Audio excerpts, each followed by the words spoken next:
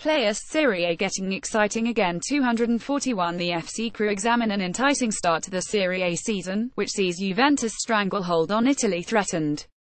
241 There are few things that Roma fans like more than getting one over on a Juventino. And if in recent years Juve have merrily stomped on the Giallorossi as they have the rest of Serie A, Wednesday night's Roma-Chelsea match offers Romanista the chance to down one of their oldest and most loathed enemies, manager Antonio Conte. And it's one of the players Conte most admires who will be key in deciding whether Roma return to the Eternal City as victors.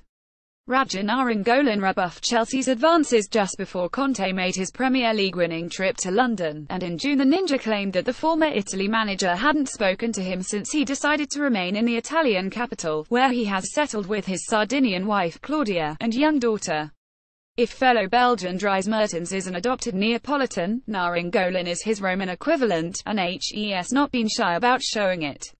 I think HES still a bit angry with me for last year, maybe, Nainggolan said to Mediaset's Tiki Taka program. I keep saying the same thing, I get attached to the clubs where I am, and if you gain a certain degree of respect there, it's because you've given something to the club. I have a good life here, I like playing where I am. Either that or Conte took objection to Nainggolan's fierce anti-Juve outburst that was secretly filmed by Roma fans. Conte might be holding the coaching reins at Chelsea, but he is Juve through and through. Over 13 years as a Juventus player, during which time he had 2 spells as team captain, he won 5 league titles, the Champions League, the UEFA Cup and a host of other minor trophies. His combative playing style has passed over into his coaching, and it was his admiration for physically tough players that brought him to Nainggolan's door. That the old lady is the Queen of Italy is thanks in large part to Conte, as when he arrived at Vinovo in 2011 he helped buy the newly inaugurated Juventus Stadium, and sporting director Giuseppe Marotta reinvigorated a moribund team that had finished 7th 2 seasons in a row and took them to 3 straight Scudetti, smashing league records and laying the groundwork for successor Massimiliano Allegri to re-establish Juve as a European force. Glenker Cap Getty Images. For the last 6 years, Roma, like the rest of Italy, have only been able to watch on as Juve made the league title their personal property. That has been deeply frustrating for Romanista and therefore Nainggolan, who saw their team create new club points and goal-scoring records last season but never lay a glove on Juventus. Wednesday is a chance to both give a bloody nose to the architect of that dominance and make some headway in Europe. Roma go into the Stamford Bridge clash knowing that the next 2 matches are crucial for their Champions League survival.